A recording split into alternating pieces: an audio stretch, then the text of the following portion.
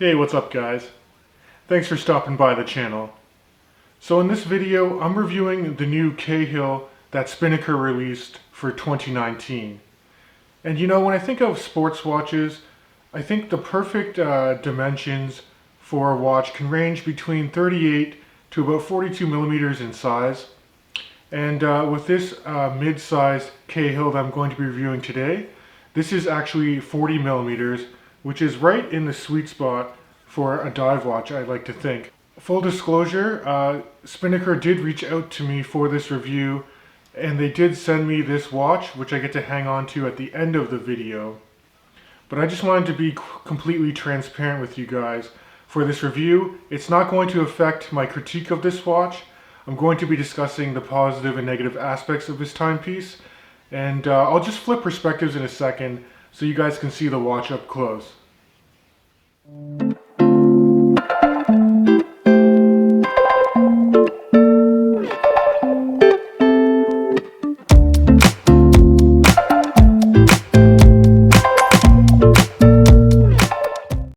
Okay guys, so now you can see that I got the Spinnaker mid-size Cahill in my studio. This is the package that it comes in, this box here. And then if you're interested, here's the hang tag that shows you the model number. This is SP-5075-22. Now there are a few different 5075 options out there, and they just correspond to different colorways.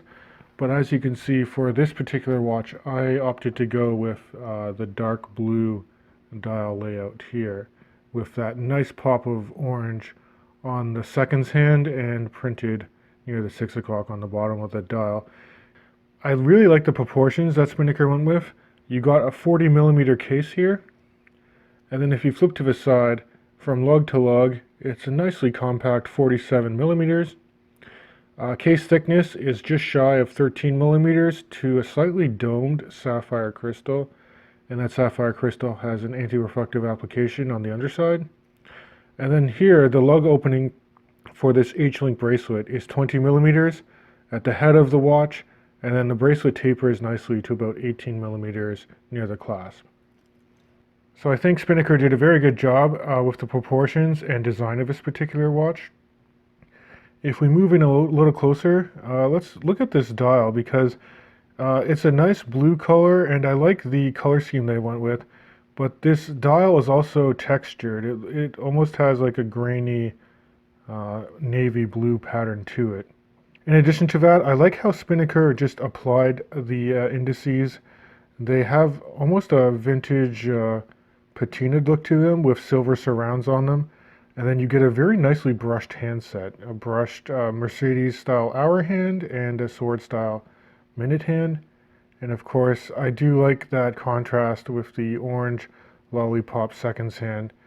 And then as far as writing go, I think you have Spinnaker printed near the 12 o'clock. It does say automatic, 500 feet of water resistance on this particular watch. Now let's talk about the movement, because this is an automatic watch. Spinnaker opted to go with the Miyota 8215 in this particular timepiece, which I think they did to save some money, because they did offer this watch with a sapphire crystal and a bracelet, which you don't always see on Spinnaker models. This seems like a bit of a missed opportunity to me, because while the Miyota 8200 series is a good workhorse movement, it's non-hackable. But you can still manually wind it. You can still have a quick date set feature. It beats away at 21,600 vibrations per hour. Now let's look at the bezel for this particular timepiece. This is a 120 click unidirectional bezel that's also fully lumed, where you do have the markings here. Now the bezel action is very tight, and there's no backplate to the bezel. And as far as I can tell, the alignment is pretty good as well. If I had any critiques on the bezel, it's a coin edge style bezel, but the actual graduations, the grip for the bezel, is very shallow. So it's very hard to grip, especially if your fingers were wet. And I also wish that the font on the bezel was a bit larger, particularly for the triangle at the 12 o'clock. It would definitely help in the orientation of this watch. Now, a big upgrade I think that Spinnaker did make for this particular mid-size Cahill is that they upgraded the lume. It's super luminova, and it's very evenly and potently applied to the handset indices, and then you also have the lume bezel. So let me throw up a low light shot right now so you guys can see exactly what I'm talking about. I think they did an excellent job. The hands especially glow very brightly in the dark, and again, you can see it's very evenly applied luminescence on the indices as well, but you don't have that much lume on the actual bezel insert. I do think that it does last a fairly long time, but my camera probably doesn't pick up the degree of luminescent material on the bezel because it's so focused on the pointed application you see on the handset. Okay, flipping to the side, let's look a bit at the finishing. I enjoy the finishing that Spinnaker does on these type of watches. It's not going to blow you away, but they definitely do have nice transitions. So you have some vertical brushing along the flanks of the lugs here. And then you have a polished bevel relief here.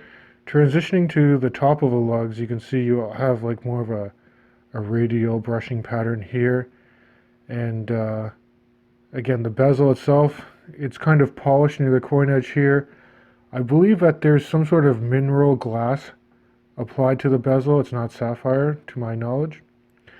And then for the crown itself, you have a laser etched in Spinnaker logo. And again, it is slightly oversized, which I do enjoy because it's very easy to unscrew, manually wind it. You can pull it all the way out. And it's very quick to actually change the time. Okay, let's talk about the bracelet because I think this is a strong bonus, a very big positive that Spinnaker did. So they did an H-link style bracelet, which I particularly really enjoy. You can see how it just folds completely over onto the case back here.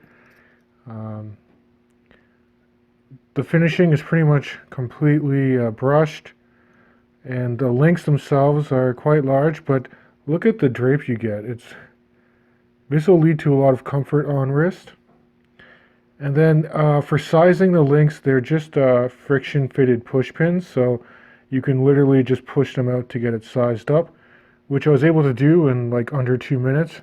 So I actually don't mind just having those friction pins in there, as long as it's a tight fit with these links, and you can see there's not a lot of play there. So they did a good job with this bracelet. I'm very impressed. Now, it's not all positive when it comes to the clasp though. So it's a very secure clasp. Again, you have this laser etched in Spinnaker logo on the fold over, and then you have a twin trigger release, and this is actually nicely milled out here for the swing arms, but it's kind of a letdown for this portion that's very easily stamped out. And then they went with kind of a shoddy dive extension. This is very pressed and very sharp too. You have to watch your fingers moving around this, I would say. And just the way or the lack of integration for this dive extension, you can only use the first 2 micro adjustment holes. You can't actually use the one closest to the twin trigger release here because of the way they tried to integrate the dive extension. Now, because this is only a 150 meter diver, I don't think they need to have a dive extension at all. It would be great to actually have more micro adjusts that are usable instead of a dive extension, in my opinion. Now, flipping it to the back, you can see the display case back, solid end links here, and then you have just some information on the case back about the 150 meter water resistance, the sapphire crystal, and the model number. Again, this case back is screwed in, so if you ever need to service it, you just have to unscrew and remove the case back, which is a nice touch that they added. And here's how the Spinnaker Cahill looks on my just over 7¼ inch wrist. So you can see the proportions are very nice, and it's a very comfortable wearing watch. Particularly, I enjoy it on the H-link bracelet that's provided, and I think it would also look good paired with different straps, or on like a NATO, something of that nature as well. Okay, so before I wrap this video up, let's just talk about the price on this guy, because I think this is going to be the rate limiting step for a lot of people. The MSRP, the price on the Spinnaker website for this watch is $350 US. And at that price range, I just think there's a lot of competition from other micro brands out there that not only give you the same sapphire, they give you a bracelet, they'll give you ceramic bezel inserts, but they'll also give you a better movement. I really wish Spinnaker went one step higher in the Miyota series to like a 9015, which not only hacks, it's a 4 hertz movement, which would give you that extra smooth sweep on the second hand that I love to see. That being said, it is fairly easy to find discount codes for these watches. I'll actually throw a couple of links to other YouTube reviews where they offer discount codes of 15 to 20%. So that'll bring it closer to between 280 to 300 US. And at that price, I think it's not a bad purchase, to be honest. I really like the dimensions of this watch, the proportions and the design features. The color scheme particularly is very nice and appealing to me. So I can see this being a good just everyday wear. As far as negatives go, I'm not very impressed with the clasp and the dive extension. I think they could have done away with the dive extension altogether. Bezel action is tight and no backplay, which I like, but it's very hard to grip in my opinion. And I do wish that the font was bigger. Maybe they could have indexed the bezel a little bit better, but I understand that that was a design choice to go for the vintage vibe that they have on this watch. So overall, I think they've listened to consumer feedback, just giving you a really good bracelet and giving you better dimensions. I'm kind of a fan of this watch. I don't know if it's going to stay in my collection. I mean, I do have a lot of divers with slightly better movements, but again, if you're just looking for something that you can wear every day, it's very comfortable, and it's designed fairly well, then this one is definitely worth considering, guys. So that about wraps up this video. I'd love to hear your feedback in the comments below, and as always, I'll catch you guys in the next one.